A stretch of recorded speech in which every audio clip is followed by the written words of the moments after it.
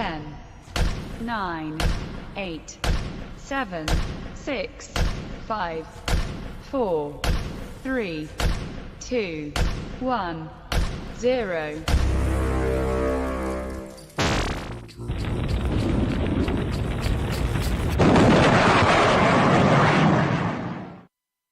Hello, everybody. That's right. It's me, Michael Voss, Dragon of the Southern Tier, back with you again for the end of the year of 2018 as we look forward to going into 2019. I hope everyone is going to be well. I hope this finds everyone excited for the new year. I hope everyone had a great Christmas and enjoyed yourselves, found yourselves with friends and family and loved ones, because that's the way the holidays should always be. Of course, if you're away from family by yourself, like many of us are, like myself, I hope that you are still able to have a very good holiday and to enjoy yourself. I know that not everyone can get to family or friends, but I hope that you still found it to be a good time, because that's important. That's the important thing when we come to the end of the year. And this is the end of the year. I mean, it's been quite the 2018. We had a lot of things happen this year. I mean, let's start with the very first thing that happened. Oh, there we go. I'm trying to get my mic back into the regular position. As a lot of people noticed, I took off a little bit of December, and we were a little quiet for a little while, getting everything set up, trying to put everything together to make sure that we can always provide you with the best program possible. And that took a little bit of time. And we took the holidays here just to recharge batteries. I mean, there's one of the hardest things every year is after an election, just recouping, just getting your energy recharged. I mean, back in 2014 when I had run for Congress, it literally the day after I stopped running, stopped involved with the campaign, and all of a sudden I just got sick for a week. I mean, just you get all that adrenaline dropping and all the effort that you've been putting in, the long hours, day after day after day, and it just, whether you win or you lose, it just takes a lot out of you, and you need to recharge. And so that's why we were a little quiet for December and took some time off just to rebuild, get that energy back, catch up to a lot of things that we may have missed on the national level, on the international level, and just get back into it. And that's why we're here. And more importantly, it's the end of the year, so I always like to do a little bit of a recap, just to check out what happened in this year. And this has been a crazy year. I mean, and by the way, if you're wondering where you can see a lot of the information I'll be talking about, you can always go to the Voss Political Commentary. That's at mvass.com. You can see it on the scroll down here. You'll see it on there as well. And you'll see a lot of the information we're talking about. So what happened in 2018? This is an interesting year. I mean, it started and ends with a government shutdown. I don't think that's ever happened before. I'm not familiar in my lifetime where we had a year that started with a government shutdown and ends with a government shutdown. Just haven't seen it happen. And in both cases, not only was there a government shutdown in January of 2018, but here in December of 2018, in both times, it's about immigration, illegal immigration in particular. But in January, what we saw is that it was about the getting rights and rewarding DACA, those illegal aliens that have been in our nation for so long that they've grown up. They were children and they've grown up and they're now working and living in the United States, and so giving them a path to citizenship. There's about 1.8 million of them, and the deal that was trying to be struck at the time was by Senator Schumer, with the support of many individuals, including Anthony Brindisi and Nancy Pelosi and the Democratic Party, saying that we need to give more rights and more freedoms and a path to citizenship for these illegal aliens that have been in the United States long term. They didn't get that. It didn't happen. And the shutdown was actually very short. So most people, I'm pretty sure, have forgotten about it. But political junkies like myself and others involved in politics remember it very well. And we were promised absolute doom and destruction and absolute chaos because the government was going to be shut down. And it was the worst thing that could possibly happen. And it was all the fault of, at the time they were trying to blame it on Donald Trump, President Donald Trump, as they are now. And at the time they were saying, well, the chaos is going to be absolutely horrendous and we'll just never live through that. And pretty much everyone's forgotten about it. And here we are in 2018. This is day 7. Today is December 28th, and I'm taping the show. And we're in the 7th day of the shutdown. And through Christmas, I don't think anyone noticed that the government had shut down. And we probably won't notice it until sometime in January, where people will see the impact. Most likely, 75% of the government in January and again right now are completely operational. The government's moving forward just like it normally does.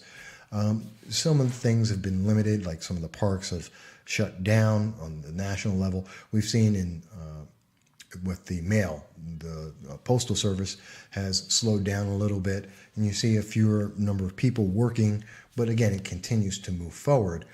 And so it's kind of funny. When I think about it, 75% of this government continues to operate even though the government completely shut down. All the people who have been sent home who are not considered essential, by I think it's about 400,000 people who are considered non-essential to the government running have gone home, and they'll get paid. Once the shutdown ends, all of those individuals are going to get a back pay to cover the time that they were off. So they're still going to get paid, but our government can operate without 400,000 people. It tells you how bloated our government is, that we can have so many people not involved with the government, and yet the government continues to move forward. And the things that we consider to be essential items for our government continue to move forward, even without the people there. That just means we have too many people in the government. The government's way too big. If 75% of the government can continue to keep going without the other 25% and sending people home, then we have too many people in our government.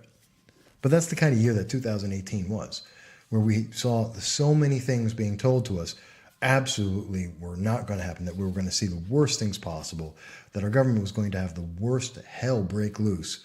And yet, time and time again, no matter what the promises were about how much doom and gloom was coming, we didn't get it. We were told that the economy was going to fall apart. It hasn't. We saw that we were told that it was not possible for our government, our country, our economics to continue to move forward, and it did. We were told that businesses weren't going to come back once we got the tax cuts in place. We would never see a difference. No one would notice anything, except people got more money, and they did notice that. We were told that it wouldn't lower unemployment. Unemployment's at 3.7%. It has improved that. We were told that we weren't going to see new business growth. We have seen it massively. So all these things we were told just never, it's amazing. What the media is telling us and what's actually happening have no connection whatsoever. That is what defines 2018. The difference between the media telling us what we should expect and what we should believe, and what the reality is that we're actually living through. That's 2018. The difference between the internet and reality. I don't think it's been as apparent or as demonstrable in any year since in my lifetime, really, where we can see such a big difference between pundits and what we're told and what we're seeing in our daily lives every day as we live. It's just been absolutely clear. And so there were a lot of things that we saw. But I can tell you that looking at my sites, at the Voss Political, looking at all of the different things that we spoke about, one of the great things is in terms of the podcast, which we changed up a little bit. As you can see, we've got the video going on with it for anyone who looks at it, and you can see it all on YouTube as well. You'd be surprised. I interviewed in this year several candidates and individuals, a lot of politicians this year. The county executive for Broome County, Jason Garnar. I interviewed State Senator Fred Akshar, State Assemblywoman Donna Lupardo. I spoke with several candidates for various offices. Assemblyman Clifford Crouch, I spoke with him. I had a lot of people that we talked to, a lot of politicians, and amazingly, the most important actual interview we did for the No Soundbites Allowed podcast, believe it or not, was for Heather L. Mecha. Heather L. Mecha was the #1 interview in 2018. Not a politician, not involved in politics. She works with New York Women Incorporated. She's a businesswoman, a single mom here in the Broome County region, and she was your #1 pick. She was the most important interview that I was able to do this year. I found that interesting. Not the politicians, not all the issues, all the different guests that we had come in. No, it was a single mom, a single working mom who owns her own business, the Mecha cleaning service. She was #1. That's a surprise. A lot of people wouldn't expect that.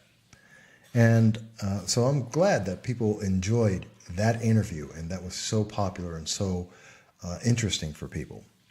And besides that, we also had a couple of other things that were interesting in this year. Besides the fact that we're bookended with shutdowns in the government that really aren't hurting people as much as we were told we should. On Twitter, I found it interesting that when I was looking over my Twitter account, we found that the biggest impact on any of my tweets all year was a tweet that said, quote, "Are you saying that viable babies, 5 months, 20 weeks in womb, should be aborted? Is that your position?" This was a question I was asking of Senator Chuck Schumer. And that was something that a lot of people were very interested about, because they were talking about abortion and expanding abortion. And that was the #1 thing that people found to be of interest and hadn't considered, that abortion, the expanded abortion issues that the Democratic Party was taking on, was looking at being able to abort children after 5 months, once they are viable. And that's kind of scary. But probably a little bit more specifically, talking about what's going on in our country, one of the other more popular tweets that I had this year was that we were talking about Kavanaugh, now Supreme Court Justice Kavanaugh, but at the time it was Judge Brett Kavanaugh, as he was going through the scandal and the horrendous, the summer was just filled with nothing but the Supreme Court Justice nomination. And I think a lot of people have forgotten it since that time, but there was so much going on about whether or not he had committed some kind of atrocity, some kind of horrible thing, rape potentially, which no evidence ever came out. All there was the accusation. There was no proof, even after investigations by Democrats, by the Senate, by news media, all these allegations that supposedly came out this year on Brett Kavanaugh. And at the end of the day, no one could find anything. There was no proof of anything. There was just allegation. And so he became Supreme Court Justice Kavanaugh. But one of the tweets I had at the time over the summer was, and it was very popular, and all I said was, it's not sexist to ask for proof for your allegation. What proof do you have that Kavanaugh will do anything that you claim? Without proof, you are just fear-mongering and justifying it by falsely labeling questions in order to silence opposition to your partisan desire. Now, this was a comment made to State Senator Kirsten Gillibrand. Kirsten Gillibrand was one of those, along with Senator Hirono, who said that, it was absolutely horrendous and that we had to believe, without doubt, every single word that was said by the accuser against Brett Kavanaugh. And I bet most people don't remember her name. Anyone remember her name? Because you probably haven't heard it since that day. As soon as Brett Kavanaugh got nominated, she was thrown aside. Dr. Ford. And Dr. Ford, and so we heard Senator Hirono and Senator Kirsten Gillibrand stating that all women need to be believed without doubt, without question, without proof. That allegation is all that was necessary to condemn the life of anyone in politics just because someone said so. And I disagreed with that. And I think the majority of America disagreed with that. That as we we were in the fall, everyone was saying, so where's the proof? If you're right, if it's true, absolutely, he should never get the Supreme Court justice position. Absolutely, he should be denied and thrown to the dogs. But no proof ever came. And in America, without proof, with an allegation without proof, should never destroy someone's life. But yet we see that all too often, over and over and over again. And so that was one of the big tweets for the year in talking about that. And that was one of the big, and I fully expected that as I looked over all the articles, all the podcasts, everything that I have done, what would be one of the biggest things that people would react to would be remembering Brett Kavanaugh and the Supreme Court justice nomination and everything that took place in the Senate. But it wasn't. And amazingly, people have completely forgotten about that at this point. And I think most people have even forgotten about the election and the crazy election year that we had. All of the back and forth in so many states and so many questions in so many states about who could vote and who was a legitimate vote and where did everyone stand. And I know that, even now, Beto O'Rourke is considered one of the front runners for the 2020 presidential cycle, along with, believe it or not, Alexandria Ocasio-Cortez. And I'm sad to say that she will be part of the next session of Congress. She will be Representative Alexandria Ocasio-Cortez. It's terrifying when you hear that.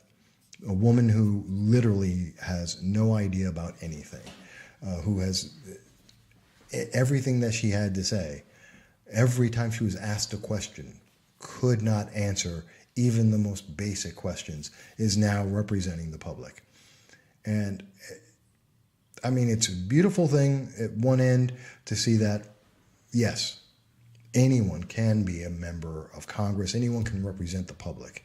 And that's a great thing. That's something that only happens in America, that you can be somebody, just a regular anybody, a dishwasher, you could be a waitress, you could be just about anybody, can become a member of our government and help lead our nation and hopefully make better decisions because we're including the people in the process. And that's a beautiful thing. And yet, at the same time, that beautiful idea is coupled with someone like Alexandria Ocasio-Cortez, and you have to be terrified. You have to be. Someone who has no idea what they're talking about, who just says things because they sound like, I guess, important or right to her. And she wants to spend $40 trillion and has no idea where to get $40 trillion to pay for all the things she wants. She wants to give people free college. She wants to give people free health care. She wants to give basically free everything, increase the minimum wage, which is all fantastic, except she has no idea of how to pay for any of it. Not a dime. When asked about that multiple times on major news media, she couldn't come up with an answer. And yet she got elected. I don't know how to square those two things. Other than she was a woman, and she's a woman of color, and those brought in more than enough votes to get her through. I'm shocked by that. That we've come to a point, and that's probably one of the other big things about 2018. It was the year of segregation, a year of politics based on gender and identity. That's it, identity politics. That's what this year was all about. What group did you represent? Who do you represent in terms of your color, in terms of your sex and your sexuality? That was the most important thing in 2018 and in the elections of 2018. And that was the big thing. And that's scary. That was what our year was about. What sex are you? What sexual preference do you have? Do you have a suntan or not? That's more important than the ideas you hold and how well you live up to those ideals. That's just terrifying to me. But that was the kind of year that we had. And I don't know what to think about that. But there are a few other things that I wanted to talk about. And we're going to just make it a short episode here. But we did want to go into the year-end numbers and the totals. Like I said, our top 10. And I'll go over some of the top 10 articles that we had and talk a little bit about all the great things that I was able to share with you all. And I'm going to come right back and we'll talk a little bit about that. But we're going to go to one of our favorite musical breaks. And then we'll come back and we'll talk a little more.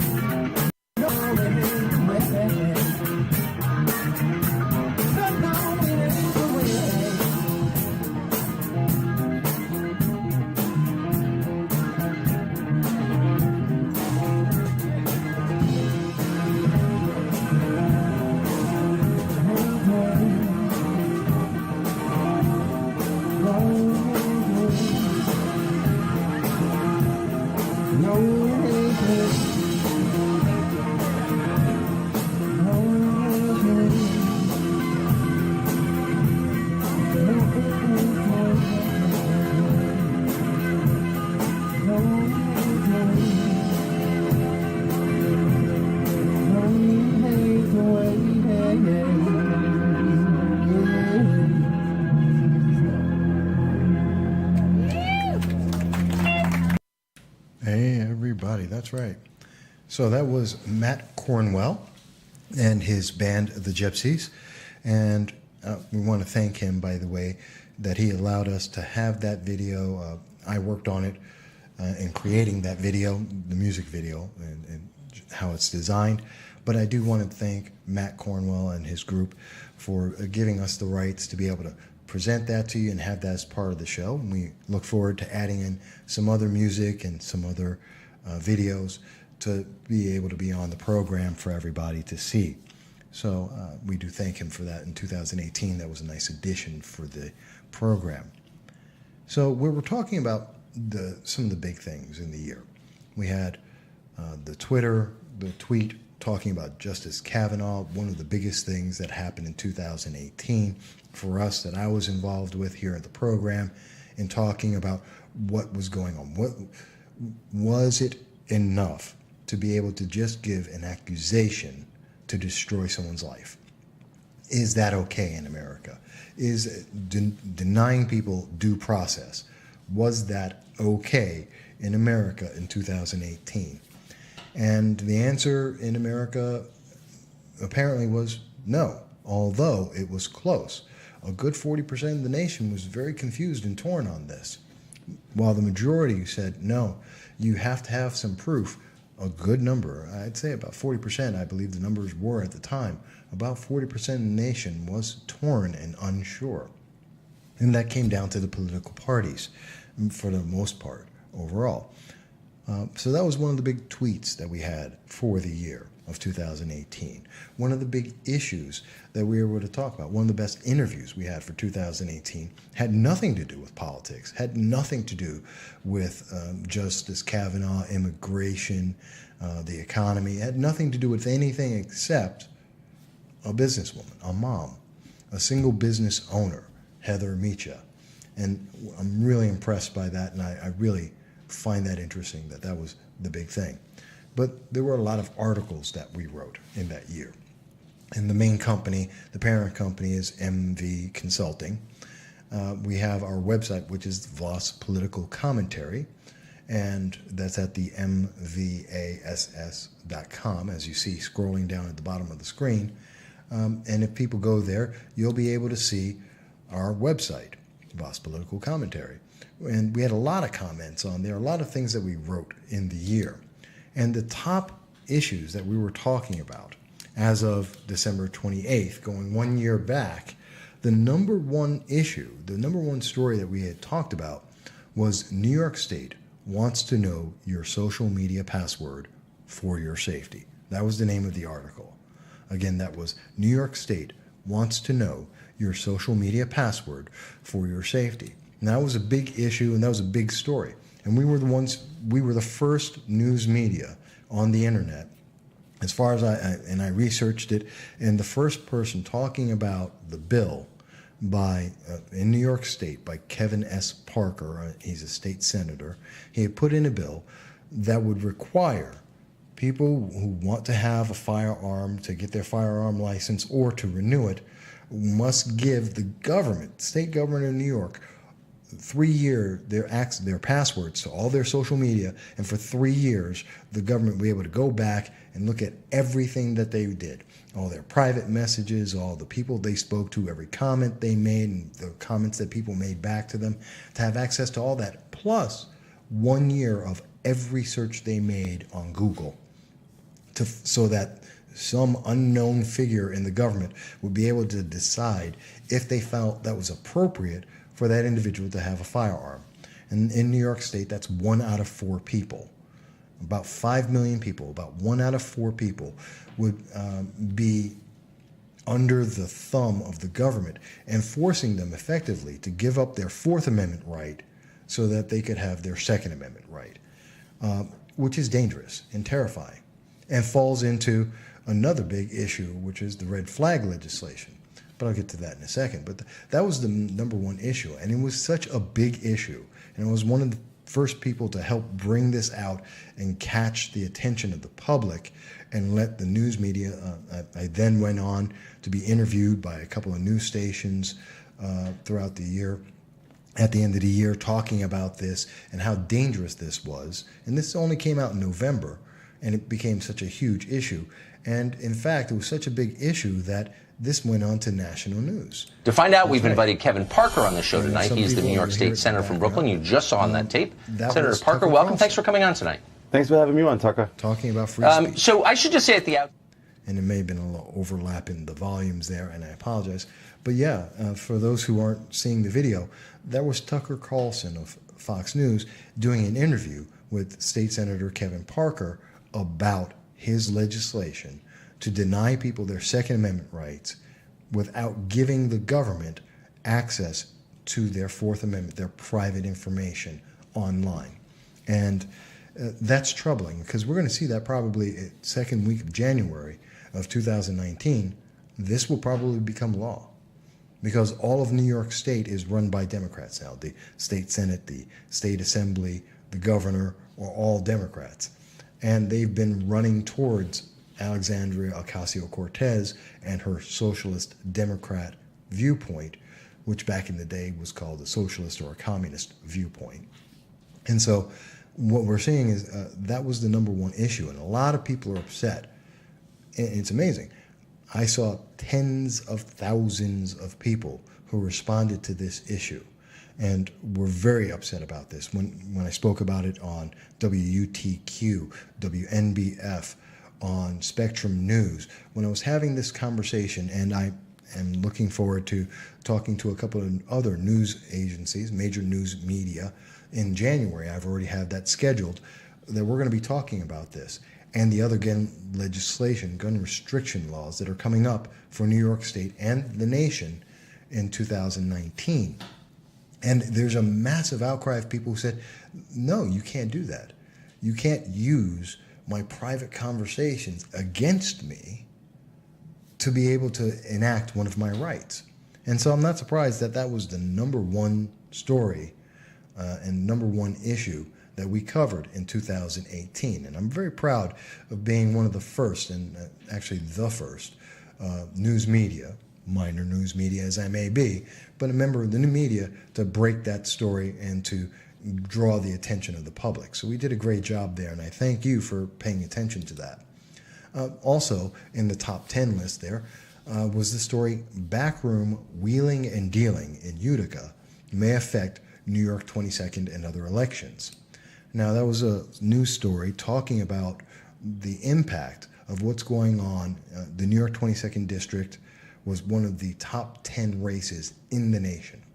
And there were two candidates. There was the incumbent, Congresswoman Claudia Tenney, and her challenger, Anthony Brindisi, who were involved. Mr. Brindisi had been involved in a scandal in Utica, which was not discussed throughout the election in anywhere else in the district. And there's 8 counties in the New York 22nd District. And so we broke that story and said, hey, to the other 7 counties, we made them aware and said, or tried to, that there's this big scandal. And the scandal was listening to how Mr. Brindisi had set up a deal to put in a hospital in Utica, which is going to cost the people, the residents of Utica, $300 million. And they didn't want it. They don't want that hospital, especially where it's being put. And he, through his help and a couple of other politicians, are pushing it through, including Governor Cuomo, against the wishes of the public, because they don't think it'll help the public. And so that was a big issue. And all of this, and looking at what was being said in his government emails versus what was being told to the public at the same exact time, how the deal was set up behind the backs of the public while the public was being told, oh, this is open to discussion and we're not sure and this may or may not happen. And in the back room, the backdoor deals where it's already a done deal and this is where it's going to go and this is how it's going to happen. So it was a very big deal. And it was a very interesting article, and a lot of people found it interesting. At the end of the day, did it affect the New York 22nd District? I don't believe so, because Anthony Brindisi won the race. Congratulations, Anthony. I've known him 5 years. I'm still waiting for him to take up his promise to speak with us, and hopefully in 2019, once he gets sworn in and he'll become Representative Brindisi, we'll be happy to have him on and do an interview with us, as he has promised to do, and we look forward to it. Anthony, I'll hold you to your word that you gave me at Temple Reform in Binghamton, New York in November. I look forward to finally doing that interview again with you. Not that we've done interviews with Mr. Brindisi several times over the years. For the last 5 years, we've done several. I look forward to doing another one with him. But we'll see if he keeps his word. I don't know.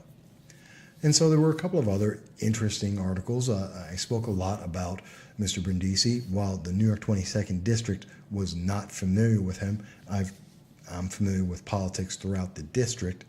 And so I spoke at length, did several articles on him. And because the New York 22nd race was such a very big race and very important, that also meant that a lot of the other issues I spoke about were big on it. That's why the number 3 story was the Facebook commentary, Anthony Brindisi, Trend to Avoid Voters and the Truth. That's just another big thing, because he did avoid a lot of, we still don't know where he stands on taxes. We don't know where he stands on gun control. We don't know where he stands. Well, we do know where he stands on immigration. He's for open borders. He's in favor of rewarding illegal aliens, DACA, with citizenship.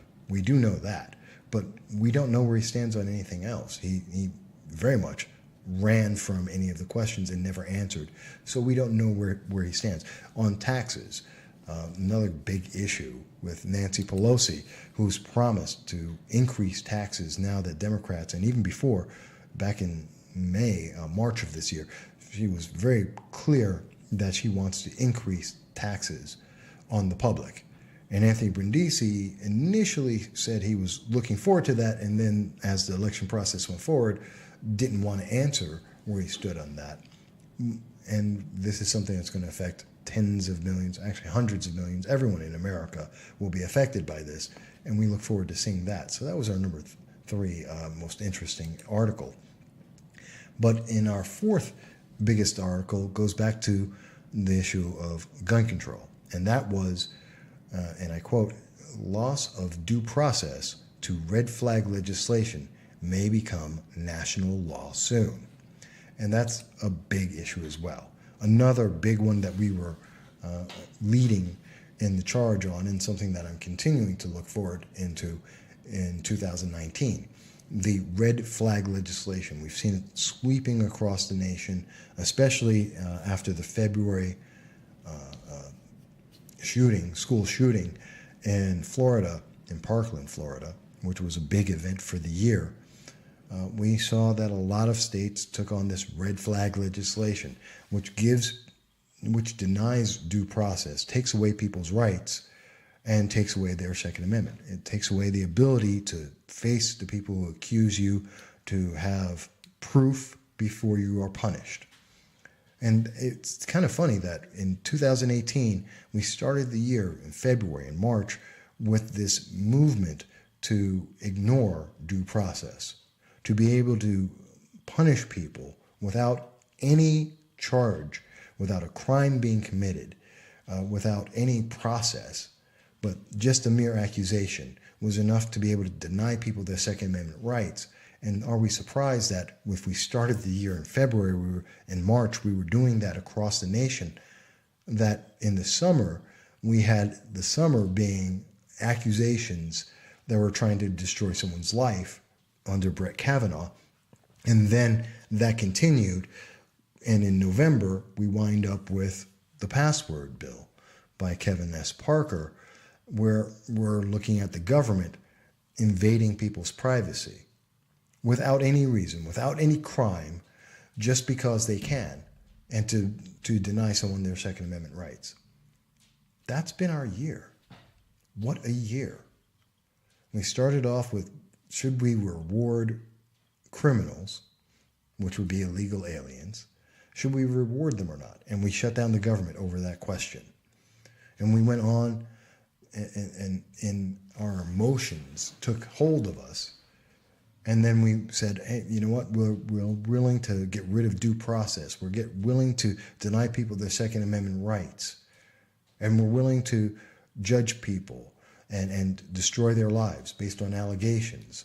And we're willing to give the government our privacy, our lives, just to be able to have our rights. And all of this because someone in the government said, don't worry, we'll take care of you. It's been a scary year. It's been a scary year.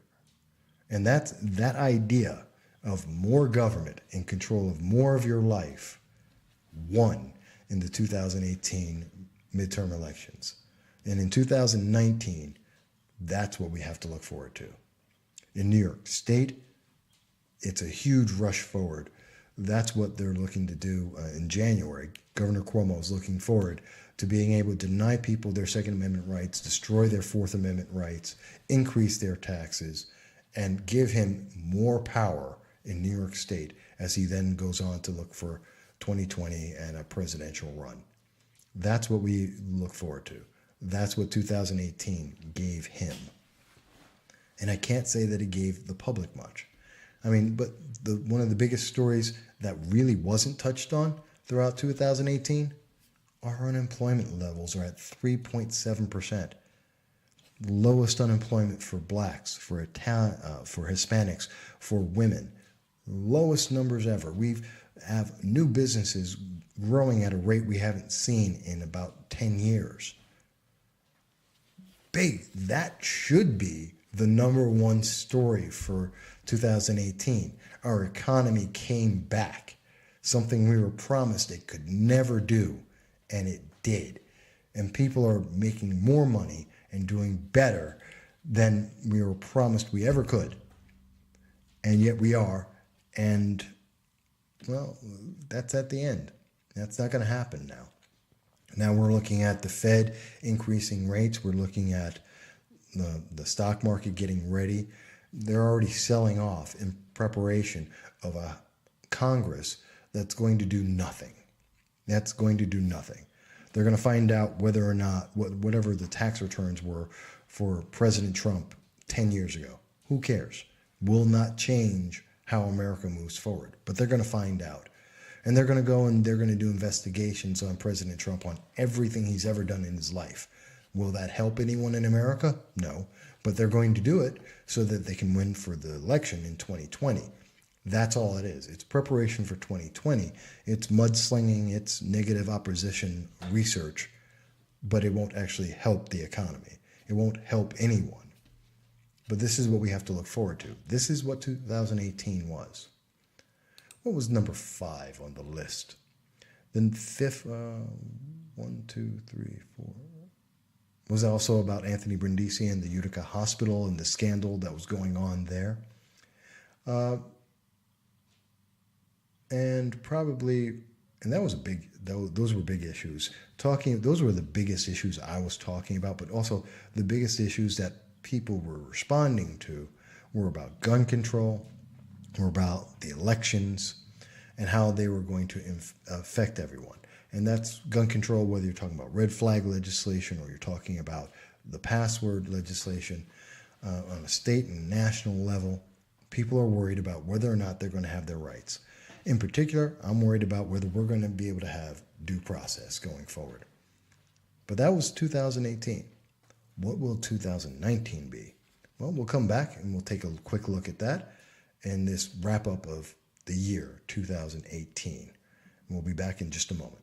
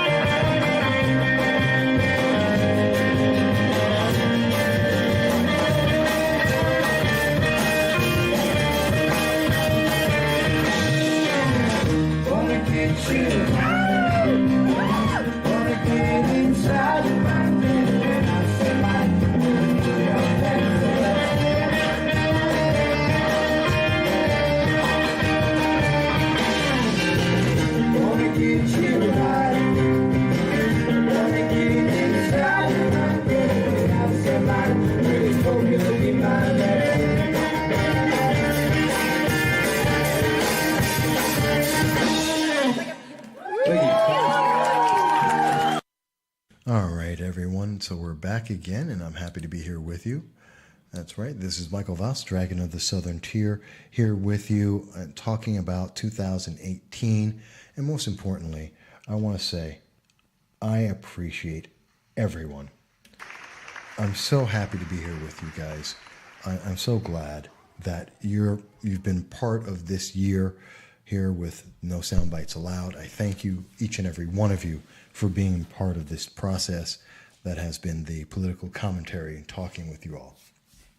In 2019, well, we're looking forward to just more of the opportunity to do the Facebook Live and talking with you directly. We may do one tomorrow, as a matter of fact, with the year end, and just going forward and talking with everyone about how all of the politics that are going on, how they're affecting our lives, how we are being influenced by it, and letting those politicians know. Because we're seeing those politicians, I've heard from many of them talking about how they're very much interested in what you have to say in the conversations that we have together. And so we're going to continue that going into 2019. And probably we'll expand it to include YouTube, the live YouTube interviews, expanding it not just from New York State and Facebook, but everyone in the nation and potentially everyone in the world talking about these issues. So we're going to look forward to that, and that's on the plan for 2019. We're looking forward to having some interviews, as I mentioned. In January, we know that we're going to be speaking with State Senator Fred Akshar. We're going to be speaking with County Executive Jason Garnar. And matter of fact, he should be our first interview in 2019. We're going to have that final date for you shortly, but we're looking at about the second week of January. And it should be a great interview. I always enjoy talking with him. We'll probably have some of the state senators, and we're looking forward to eventually having Representative Brindisi come on and talk with us about what he's doing in Congress and how his agenda is going to be able to help the public, if it can, and what issues he's actually going to be standing up for, and those that he won't be standing up for, which are just as important. So that's 2019 in a wrap. We're going to continue to move forward. We're going to get. We have some new equipment that we're hopefully going to be able to get. Your donations and your help and your support make a difference to get the new equipment to upgrade and replace some of the equipment that's broken, get some new cameras so we'll have a better backgrounds, and we'll be able to do a little more with the video processing, so it'll be a little more interesting for you to see in the background and build up the studio a little bit more. So we're going to work on that for you. We're going to work on improving the microphones and the equipment so you can hear us better and we can do more live work. So we're looking forward to that. We're looking at doing more articles and more stories, and I think it's going to be really great. So 2019 should be a great year. Also, for those who are wondering, I started letting the beard grow for the No Shave November, and in 2019 it'll be going back to the clean shaven look. I'm a little tired of watching the gray on my face there, so we'll probably go back to, unless everyone says, Mike, keep the beard and keep the gray, I'll probably getting that all cut off. So you can look forward to that as well, in case that's something that's been bugging you or you were wondering about. I'll be getting rid of that sometime soon too. But really, this all was just talking about some of the top issues of the year that you, in terms of what you were looking at on our different formats, and looking at what some of the big things that happened in this year. Hopefully 2019 will be bigger issues and better issues, things that are more positive for the nation, things that we get things resolved and made better. We're looking forward to that. And hopefully that's what 2019 will be. But most of all, and most important, no matter what, I want to say thank you. Thank you to each and every one of you. You guys make the difference. Just by listening, you make a difference. And I thank you, and I appreciate that. I appreciate sharing your time with me and listening in to what I have to say, whether you agree with me or you don't. I know some people don't agree with me and listen just to hear what this crazy guy is going to say this week. but I appreciate that. And always, we look forward to hearing your comments, whether it's when you call in for the program, when you join us on Facebook Live, or when we are on YouTube Live, or when we're doing some of the taping. Please, always get in touch. Send your comments, your emails, your tweets. Let us know what you're thinking as we go forward, because we always do this for you, and we enjoy hearing from you, whether you agree or not, on every issue, because that's the only way we can move things forward. So with that said, I'm going to step off. We're going to end this here. We're going to hope and wish, again, everyone, we want you to have a great new year. Be safe on the roads, but have a great time. Enjoy it with some friends or make some new friends. And we'll be talking to everyone again in the new 2019, where we're all going to have a great time. Thank you, everyone.